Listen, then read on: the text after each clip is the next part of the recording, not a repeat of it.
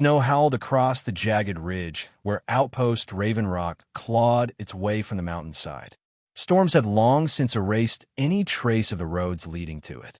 Icy wind screamed through antennae like ghosts mourning forgotten battles, rattling steel bones buried in the ice. The outpost sagged under the weight of time, its turrets frozen in place, its defense grids flickering like half-remembered dreams of war. Long cracks split its armored bulkheads, like veins on a dying titan. Inside, lights guttered and flickered like candle flames struggling to live. Walls wept condensation. Pipes hissed steam from ancient joints. The mountain grumbled around it, but the old base endured, part steel, part stubbornness, part graveyard. All that remained of a forgotten front line, buried in snow and silence. Outpost Raven Rock had not seen a human face in 6 years. At least, not one they expected to survive. They thought it was abandoned. They didn't know who was left behind. Elias Greaves blinked against the dim overheads as he pulled himself from the metal cot, groaning as old bones protested. The cold didn't bother him anymore. Not really. His joints were ruined long before the temperature mattered. Each morning, or whatever passed for morning in the blackout, he walked the same route. Reactor room, control deck, comms bay, hands shaking, voice mumbling. Each step accompanied by an orchestra of creaks in his spine, hisses from the vents, and a low throb of generators fighting extinction. He knelt beneath the main panel, coaxing the power relays like a surgeon handling a patient who didn't want to live. One wire sparked. Another hissed. He cursed softly, made the sign of the cross out of instinct, then jammed the connector home. The hum steadied. He rose slowly, breath fogging in the air, and wiped the sweat from his brow with fingers gone numb. He muttered, not to himself, but to the walls. The same ritual, the same rhythm, the same old man holding a fortress together with copper wire and pure spite. He was alone, but he wasn't finished. System, operating Mos TLY, the AI croaked. Greaves didn't flinch. He walked over, stared at the flickering interface. A few pixels flared, then died. The voice stuttered again, hollow and broken. Mostly doesn't keep missiles in the air, he grunted, taking a seat on the cold metal floor and prying open the maintenance panel with a rusted tool. Echo had been brilliant once, an integrated warbrain capable of predictive combat strategy, emotional learning, and synchronized fire control. Now, it was little more than static with a name. Still, it responded to his voice. Most days, would it kill you to hold a diagnostic? Greaves muttered, half smiling. Would it kill you to replace my vocal driver? She rasped back, half garbled, half sassy. Or maybe it was just corrupted sarcasm. They needed each other. He didn't say it. Neither did she. But it was there, haunting the silence like the others who didn't make it out. The command chair groaned as Greaves sat, watching the pale flicker of archive transmissions dance across the dusty holoscreen. He scrolled through names, dates, timestamps. Then pressed play. Colonel Aisha Varn filled the screen. Sharp eyes, clenched jaw, fatigue worn like armor. Her voice, even in retreat, carried weight. We fall back. You hold. If you can. She'd trusted him. She hadn't needed to say it. He fast-forwarded to another log. A younger face now, laughing. Ensign Maxie Hallow, barely 20, eyes too wide for war. Sir, if you're still alive, I owe you a drink and probably a court-martial. Her grin was the last frame before the static. He didn't smile. Not quite. But the corner of his mouth twitched, like remembering how. They were gone. She was gone. He'd saved her once, and it hadn't been enough. The long-range transmitter wheezed as he powered it. A green light blinked on the console. No signal. No response. No hope. Just routine. Greaves input the standard distress pulse and hit send. It crackled once, then faded into the noise of deep space. He repeated it anyway. Not because someone would answer. Not because help would come. But because someone once had. Because that's what soldiers did. Protocol said transmit every 6 hours. His soul said to him more often. He watched the screen until the message vanished. Then sat back in the chair and listened to the wind trying to claw its way in. An alarm buzzed, jagged and distorted. Greaves sat bolt upright, instinct flooding his blood like fire through cold veins. He leaned forward, brushing dust from the radar screen. 5 contacts. Unknown. Warped energy signatures. Heavy mass. No transponder. Grawl. They were back. The bastards hadn't come during the collapse. They'd waited. Watched. Let the colonies rot. Let the last human fire flicker out. And now, like carrion beasts, they descended for what was left. Greaves exhaled slowly, then reached for the old sidearm, strapped to the console. Finally, he said. He moved with a purpose that forgot age. Down the rusted corridor, past the barracks filled with sealed crates and ghosts. He entered the control room, pushed his palm against the manual override. Hissing filled the air. Steel doors clamped shut. The entire bunker sealed with a groan like a buried monster waking from its grave. Power surged through conduits and used in years. Lights flared, dimmed, then stabilized. Outside, the defense perimeter crackled to life, an ancient lattice of energy shields flickering against the blizzard. Greaves stood at the console, eyes flicking from one display to the next. One ship, one man, one line. Raven Rock was awake. Above the console, etched into metal by a tired hand long ago, was a line from the old manual. Regulation 1.2.2.6, Emergency Combat Stations. A post is never abandoned, only fallen. Greaves traced it with his finger, lips moving without sound. He lit the stub of a cigarette, let the smoke curl up to meet the frozen air.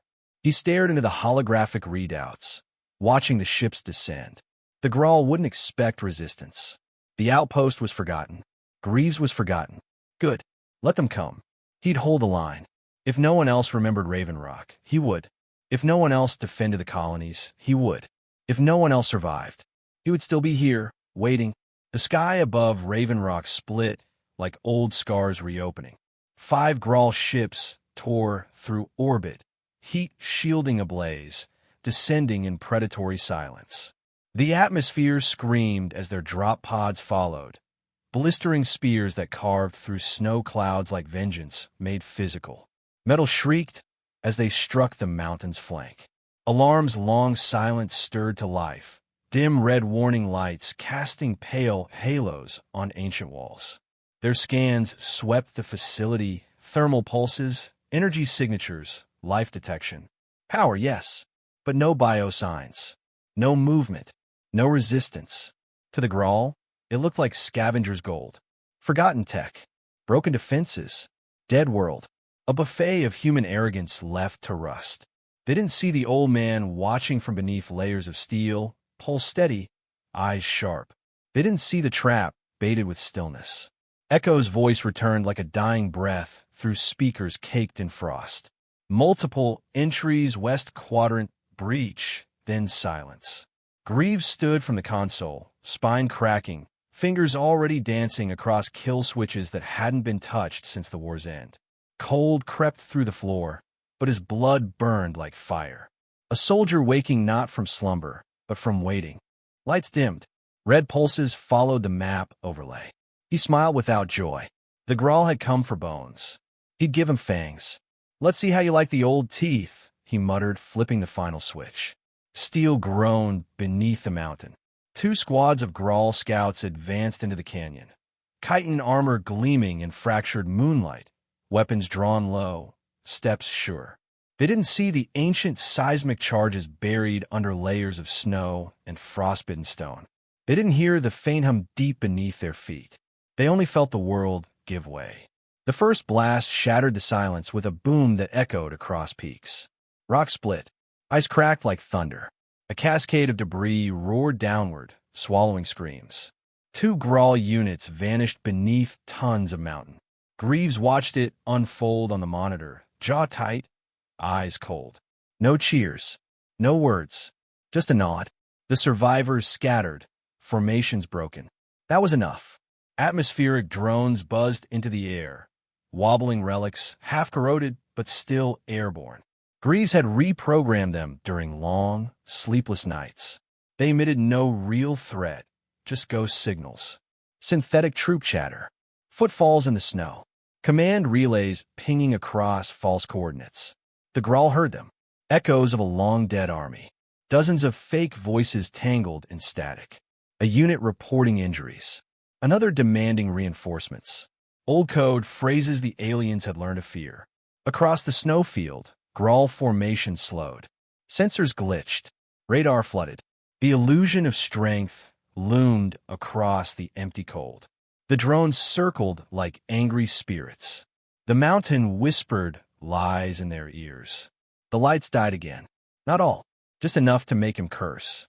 Echo's voice sputtered, broke apart, and vanished mid-command. The main relay wouldn't respond. Greaves didn't wait. He grabbed the torch from its wall clamp and dropped into the crawlspace. The shaft groaned beneath his weight, narrow, jagged, skin-cold. Sparks danced from every movement. Metal scraped his shoulder, gashed his arm. He didn't slow. Power reroutes were ancient, mechanical. Physical switches embedded in maintenance nodes most had forgotten existed. He kicked open a frost-welded panel and yanked a breaker lever down with both hands. Somewhere far above, systems flickered back to life. He found it in a corroded substation, long buried beneath secondary access tunnels. A blinking node almost missed. Data fragment corrupted. Encrypted. Greaves worked his tools in silence. An hour passed. Maybe two. Then the voice returned. Colonel Varn. Her tone lower, almost intimate. If you're hearing this, they're not here for war. Not this time. They come for your silence. What you know. What you remember. A long pause. Then, they fear memory more than missiles. Greaves exhaled through his teeth. The screen reflected his face, worn, tired, furious. Then let them fear it louder. A memory returned, unbidden, sharp. The ruins of Lorne's Ridge. Fire in the clouds. Blood on the snow. His platoon surrounded. Outgunned. He'd made the call. Fall back. Covering retreat with his own gun, his own screams. Only a few escaped. One of them, Ensign Maxie Hallow, barely 19. Too young for that war. She had looked back once. Sir, she had said, trembling, don't be a hero. Just survive. She hadn't. He did. He still heard her voice in his dreams, asking for forgiveness he never gave himself. Sensors lit up again. Pressure changes. Magnetic fluctuations. Someone was inside. The hangar bay hissed with releasing valves. Fog poured across the floor. 3 Grawl infiltrators moved through steam, cloaked, precise, silent. Above, Greaves crouched in the rafters, watching. One hand on a severed pressure line, the other gripping a flare. He waited until they stepped into position, then pulled. Gas vented. The flare fell. The ignition was instant. Fire roared across the chamber. Flash heated and pressurized, a controlled inferno. Screeches echoed off walls, then silence. Only one form staggered out, burned but upright. The Grawl officer stood in the flame haze, armor scorched, left side charred. Smoke curled around them both. Greaves raised his weapon. Didn't fire. The alien met his gaze. No threat, just understanding. War aged them both. Left something empty in the center. They stared for a breath held too long. Then the Grawl turned and vanished into shadow, wounded but not beaten. Not yet. The escape vessel trembled with residual power, systems booting on. The Grawl might try to flee, or regroup. Either way, it had to end. Greaves stood in the upper control bay, covered in soot and memory. He keyed into the override system, bypassed the safeties, and detonated the ignition coils. The explosion was precise. Contained. Final. Flames engulfed the hangar's rear bay. The ship was no more. Greaves didn't flinch. No one leaves, he whispered. Not this time. They thought he'd run. He sealed the doors. He moved through the arteries of Raven Rock like blood through a warrior's veins. Where others saw corridors, he saw potential. Each choke point became a trap. Each power conduit a weapon. Tripwires, cold-fused and camouflaged, coiled between bulkheads. Magnetic floors were inverted with manual overrides, ready to hurl any trespasser into ceilings laced with steel shards. His fingers danced across exposed panels, his mind drawing from 1,000 battles long past. Every hallway bore his imprint. Every door hid a secret. He didn't just defend the station. He shaped it into a beast with jaws behind every corner. Let them come. They would find no soldiers here, only death made methodical. Echo processed the intercepted growl transmissions, each one more panicked than the last. Voice distortions thick with static. Short, clipped sentences full of superstition. The station breathes. Whispers behind walls. Not alone. Not alone. Greaves leaned over the console, the glow painting his scars in flickering crimson. He smirked, bloodless and tired. Good, he muttered, voice like gravel. Let them think I'm a ghost. Let them die believing it. Echo's light blinked once in agreement. Even fear was a weapon, and humanity had learned how to wield it long before it had lasers or warships. The firefight near the drone bay was short but cruel. He'd drawn them in with radio bait, forced them through the heat-blasted corridor, and ambushed them from the gantry. One went down, then another, but a ricochet, metal on metal, chaos on calculation, slammed into his side. The pain bloomed sharp, searing real. He staggered behind cover, clutching his ribs. Warmth spread through his suit, not from the cold but from the blood. He stitched the wound himself. No anesthetic. Combat thread and fire-forged will. Every loop stung like ice in the marrow. His hands trembled, but not from fear. He stood, teeth clenched. Not slower, just heavier. The signal ran through half-dead wires and ancient speakers, carried on narrowband frequencies, even echo barely held together. Children's songs, earth lullabies, distorted, reversed, stretched into grotesque echoes of forgotten comfort. They whispered through the halls like haunted memories.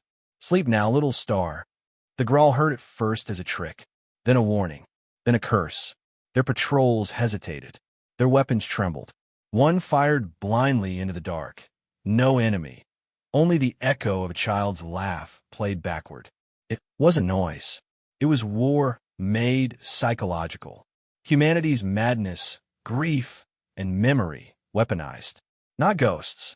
Just the human heart screaming through old wires.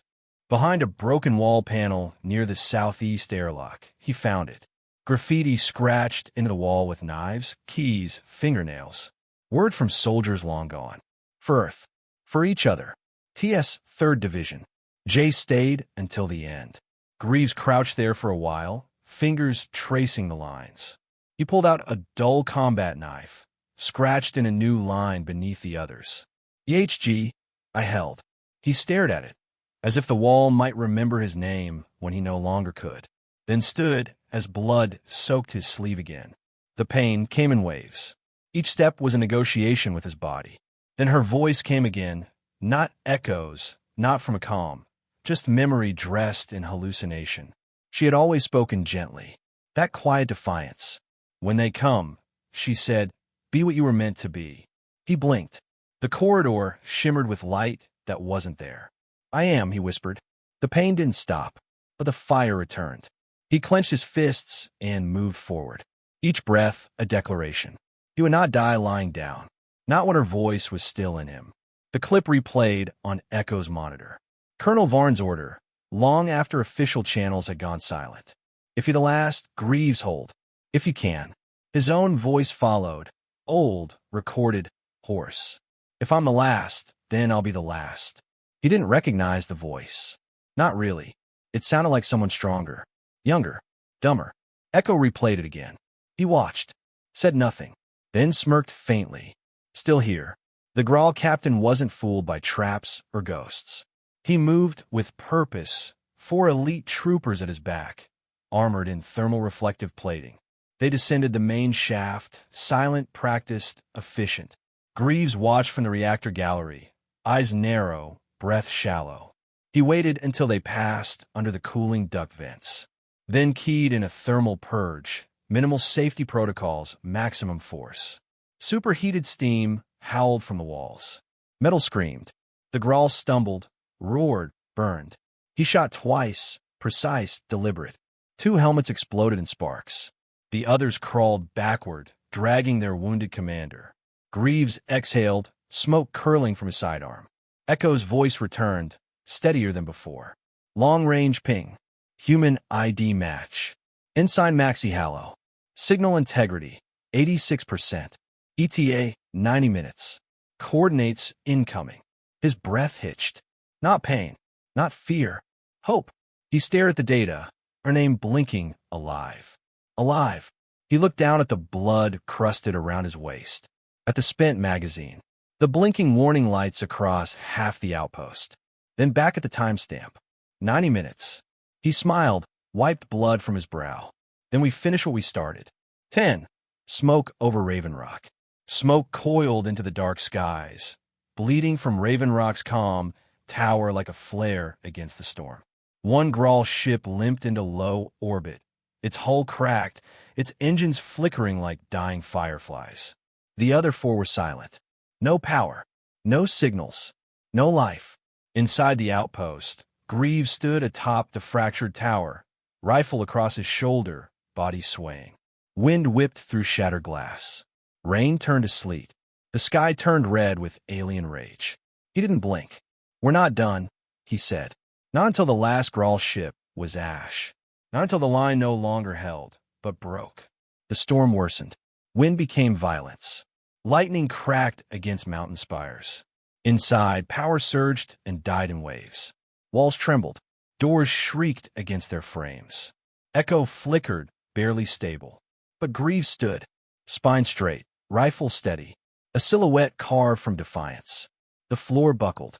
The lights failed. The war pressed in from every direction. Still he moved. Still he fought. Not because of orders. Not because of duty. Because someone had to. Because the line wasn't a place. It was a promise.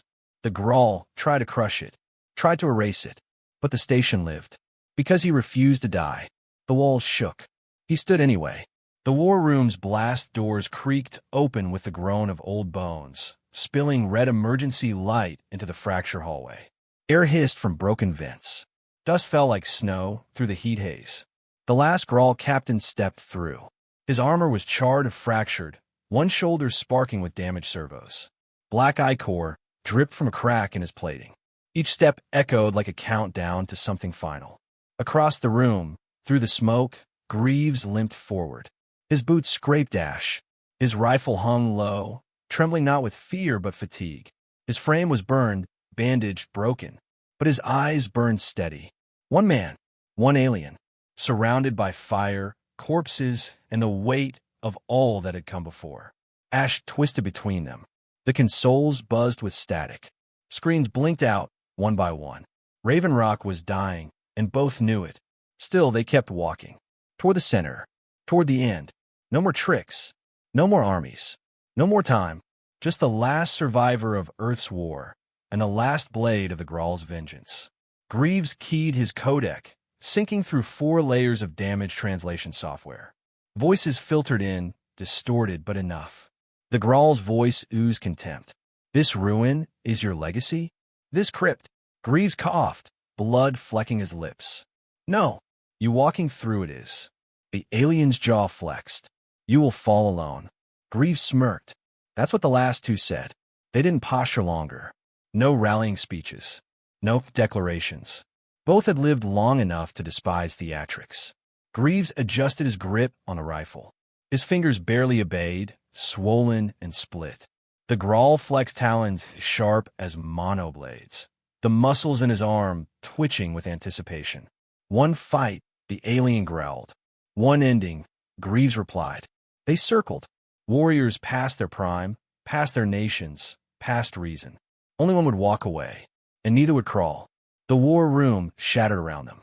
The Grawl struck first, blinding speed, vicious precision. His blade cracked against the console. Greaves ducked behind. Sparks flared. The human rolled, rifle barking fire. The blast caught the captain's side, staggered him. Not fatal. Not yet. Greaves moved with instinct, not grace. He ducked under swinging claws, used the smoking wreckage as cover, drew the fight into narrow angles. Glass exploded beneath their feet. Pipes burst, venting scalding steam. Fire licked the walls. The Grawl growled as a wire snared his arm. Greaves fired again, missed. The recoil nearly tore his shoulder loose. The alien closed in, smashing him against a wall. Bone cracked. Greaves slammed a knee upward, distraction, not damage, and slipped free. They fought like dying gods. Steel and flame. Blood and code. Age and fury. Greaves staggered, panting, lung-burning. The Grawl raised his blade for the final strike and stepped forward. Greaves had baited the path. He always baited the path. His knees buckled. Deliberate. Precise. Drawn like bait across ancient floor tiles no one had touched in decades. The Grawl lunged, blade raised, sure of the kill. The moment the alien's boot landed on the mark panel, Greaves triggered the override. A power loop surged from the floor with a low, terrible hum. The plate exploded with light. Electricity arced through the Grawl's body. His screams split the room, part roar, part static. His armor smoked. He convulsed, dropping his weapon, claws curling into spasms. Greaves rose slowly, one hand pressed to the wall, the other lifting the rifle. The alien fell to his knees. Smoke curled between them. Greaves stood over him. Rifle barrel pointed at the Grawl's head. His finger curled around the trigger. The alien looked up, dazed, kneeling, beaten. One squeeze. That's all it would take. His breath rattled. His vision swam. But then the weight of it settled. The truth, the end. 100 dead already. Thousands more waiting to fight. This one had seen something. Felt something. Maybe fear. Maybe respect. Greaves lowered the rifle. Go back, he said, voice hoarse. Tell them Earth remembers. The Grawl blinked, as if struggling to understand. Greaves turned away. Behind him, the alien crawled to his feet and fled, staggering into the smoke, into the unknown. Mercy wasn't weakness. It was the sharpest blade he had left. The rifle hit the floor with a final, metallic clatter. Greaves staggered 2 steps. Blood poured faster now. His knees folded beneath him. He caught the edge of a console, just enough to stay upright a second longer. Echo's voice returned, softer than before. Duty fulfilled. His hand trembled against the steel. His vision dimmed. Then he fell. The war room dimmed. Lights sputtered. Somewhere distant, wind howled against cracked hull plating. Raven Rock had nothing more to give, and neither did he. Engines roared above the clouds. The recon team descended through fire and storm, boots crunching into the snow outside Raven Rock's scorch hull. Scanners beeped erratic signals. Life, yes. Faint but present. They breached the outer airlock. Inside, smoke choked the corridors. The smell of ozone and burned circuits filled their lungs. Hallow led them, helmet off, rifle drawn. They passed bodies, dozens of them. Grawl twisted and scorched. Booby traps triggered, drones destroyed. No human survivors visible until they reached the war room. There, amid shattered glass and bleeding consoles, they found him, slumped, breathing, barely. Hallow ran to him, slid to her knees. He was still alive. She pressed 2 fingers to his throat. The pulse was weak, but steady. Her helmet fell from her fingers. She took his face in her hands. Sir, she whispered, we're home. His skin was cold, his body broken, but she saw the flicker, one eyelid twitching. A heartbeat beneath the ruin. She pressed her forehead to his, not out of protocol, out of reverence. This man, this relic, this stubborn old bastard, had held the line. Not for medals, not for orders, for them. Outside, the first light of dawn pierced the snow clouds. A battered flag, old but proud, rose on a steel pole planted deep into frozen earth. The sigil of Raven Rock fluttered in the wind once more. Inside, Echo's core flickered. Systems rebooted painfully, slowly. One by one, power conduits came online. Life support steadied. Cameras blinked. Doors sealed. And in the heart of the base, a single red light glowed steady. Echo's voice returned, a whisper through static. Line held. Medics lifted him gently, wrapping him in warmth, patching what they could. His blood soaked the stretcher. His eyes stayed closed, but his chest rose and fell. Hallow stood beside him as they moved. She looked once more at the war room, now silent. The consoles were dead, the windows shattered. But it wasn't ruin. It was a marker, a gravestone that never received the corpse it was built for. The screen blinked. Static. Then a message. Hold fast. She smiled through tears. Not for victory. For survival. He hadn't won the war. But he'd given them a tomorrow. Sometimes that was enough. He gave him time. They gave him tomorrow. Time passed, and Raven Rock rose again. Not as a relic, but as a beacon. Walls once cracked were reforged in alloy and reverence. Hallways gleamed not from polish, but from the echo of what had been endured within them.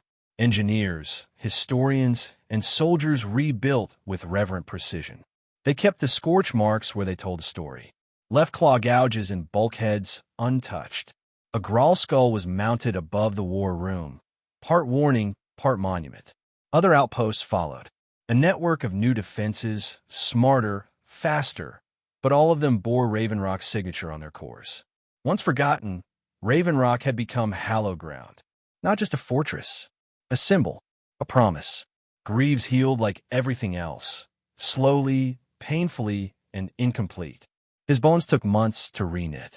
The skin on his back would never be smooth again, but his heartbeat endured. Hallow came often. She brought data pads full of reports, letters, laughter. On quiet days, she brought him memories he'd never lived. Cities reborn, settlements thriving, a child born in the orbit of peace. One day, she carried in the child herself, a girl born after the last siren fell silent. Small, curious, fearless. Greaves took her in his arms as if cradling something sacred. His calloused hands trembled as she reached for the stripes on his uniform.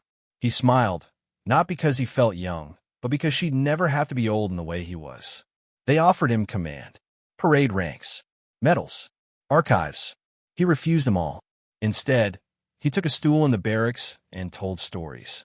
Young recruits leaned forward like moths to fire.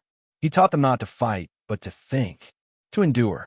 A corridor, he said once, can be a battlefield. A power cable is a weapon if you know what to do with it. A breath can be a strategy. And ghosts? Ghosts are just men who refuse to die when the universe told them to. He taught them how to hold. Not a place, but a conviction. They named it after him. The Greaves Hold. Military analysts studied his tactics line by line. Instructors taught it beside siegecraft and orbital defense. A section in every field manual. Required reading. Required remembering. The doctrine was simple. Minimum resources, maximum resistance. No retreat. Adapt. Endure. Exploit every inch. Turn the terrain itself into your ally. But in between the tactical diagrams and field applications, there was always the footnote. Success not measured by survival, but by bought time.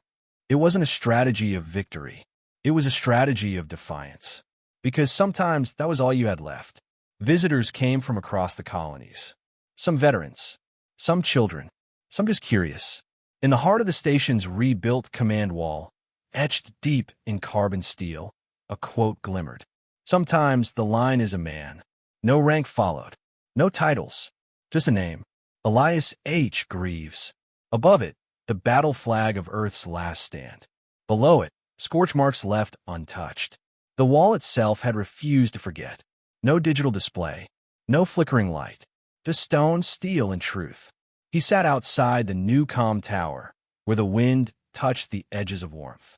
Stars blinked overhead, indifferent but watching. Echo signaled, a message waiting. It was her, Varn's daughter, now a captain. Her voice cracked, raw with gratitude. You saved her, Commander. You saved me. You gave us room to speak because you chose silence when it mattered. The transmission ended with no call for reply. Only a pause, a respectful breath. Greaves stared at the stars. His eyes shimmered, not from pain. For decades, he had carried silence like a shield. Now, finally, he let it fall, and wept. The statue stood at the outpost's main threshold, taller than the gate, weathered only by reverence. Elias Greaves, cast in alloy, knee bent beside a worn rifle. His cloak billowed, caught forever in wind that wasn't there. A child in fresh uniform stood before it, saluting with trembling fingers. Behind them, the station's new defense grid hummed to life. Red lights blinked in rhythmic certainty. Active, aware, watching. From the bronze console beneath the statue, a beacon pulse launched quietly into space. Not a warning, a reminder. As the sun rose across the icy ridgelines, patrol ships lifted into orbit. Humanity no longer feared the silence. Now it watched. Now it listened. Now it remembered. In the heart of Raven Rock, a low chime echoed.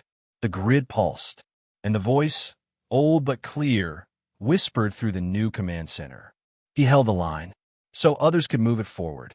In every corner of known space where stars still burned and hearts still beat, that line held. Because one man had shown them how. Among the young Grawl, whispers remain. They passed them down in barracks and training yards, in dark halls of ships that never faced Raven Rock. They speak of the ghost, a human soldier who sang lullabies through static, who turned silence into screams and made fire move with thought. They say he could walk through flame, that bullets feared him more than they fear their guns, that even death knocked first before entering his hall. Elders shake their heads at the tales, but they do not deny them, because the warning, however embellished, is clear. Underestimate the humans, and one day you'll meet the man who never died, the one who stood alone, and you won't come back. In time, monuments rose, not just in Sol's colonies, but in places humans had never seen. Some bore human flags. Others bore Grawl glyphs etched in scarred stone. Some shattered in rebellion. Others adorned with flowers on remembrance days. All shared one name, spoken in different tongues, remembered by different hearts. Greaves. To some a ghost. To others a hero. To a few, a necessary wound that taught restraint. He was no longer a soldier. No longer just a man. He had become a lesson carved into war's bones. And bones remember. In a bunker beneath a war college on Mars, cadets circled around an artifact that wasn't meant to survive. Greaves' journal. No digital copy. No replicated version. Just cracked synthetic leather, frayed edges, and dried blood where fingers once held tight. They flipped pages slowly. His words weren't written to impress. They weren't designed for legacy. They were raw, direct, honest. Strategies scribbled in margins. Notes on enemy movements. Jokes about rations. Scrawled warnings. One entry, circled in red so many times it dug into the paper. If they underestimate you, make them regret it. They memorized it, because they knew they'd need it. The final page bore no tactics. No battle plans. Just one line, centered and underlined. I was alone, but my shadow walked with armies. They closed the journal without a word. No applause. No salute. Only a silence heavy with respect. Not for the victories, but for the cost. Because they understood now. Victory wasn't always survival. Sometimes it was standing long enough for someone else to arrive. Somewhere, across an abandoned relay station, a voice returned. It wasn't a broadcast. It was an echo. Faint, unbidden, impossibly clear. They underestimated an old man, and he made them remember why that was a mistake. No one claimed the source. No one traced the signal. It didn't matter, because at the edge of human space, a perimeter grid flickered back online. Old systems rebooted, and Raven Rock whispered once more. The line still held, and it always would.